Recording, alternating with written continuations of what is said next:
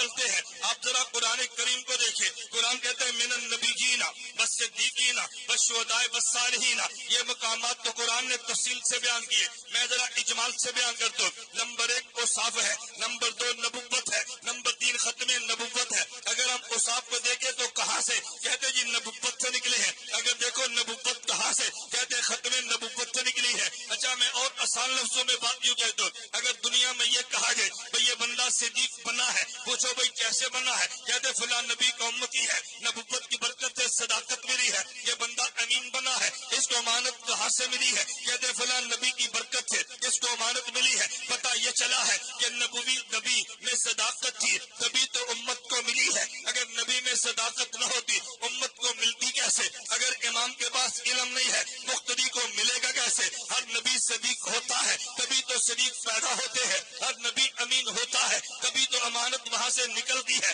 بھئی نبی کے پاس یہ سارے اوصاف ہوتے ہیں تبھی اوصاف امت کو ملتے ہیں. پھر میں یوں کہوں گا صدیق دنیا میں کئی ہوتے ہیں, نبی سے بڑا صدیق کوئی نہیں ہوتا. ارے دنیا میں ایک نمازی اور ایک امام ہے, مقتدی بھی نمازی ہے, امام بھی نمازی ہے. 1000 نمازی تو ہے لیکن امام سے بڑا نمازی کوئی نہیں ہے. امام کی وجہ سے ان کو نماز ملی ہے, تو نبی کی وجہ سے پیچھے والے کو صداقت ملی ہے, نبی کی وجہ سے پچھلے کو امانت ملی ہے. تو پھر میں یوں کہوں گا امین کئی ہوتے ہیں, نبی سے بڑا امین کوئی نہیں ہوتا.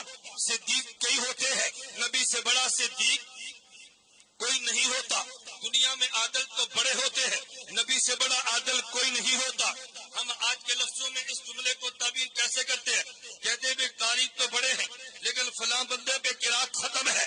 دنیا میں سخیت تو بڑے ہیں, فلاں پہ سخاوت ختم ہے.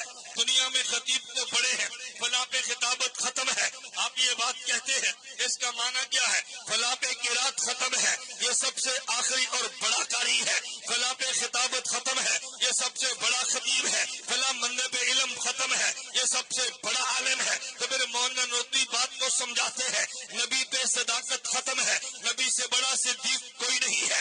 نبی پہ امانت ختم ہے, نبی سے بڑا امین کوئی نہیں ہے. پھر ہم یوں کہیں گے صداقت نبی پہ ختم, امانت نبی پہ ختم, عدالت نبی پہ ختم, اور نبوت میرے محمد پہ ختم.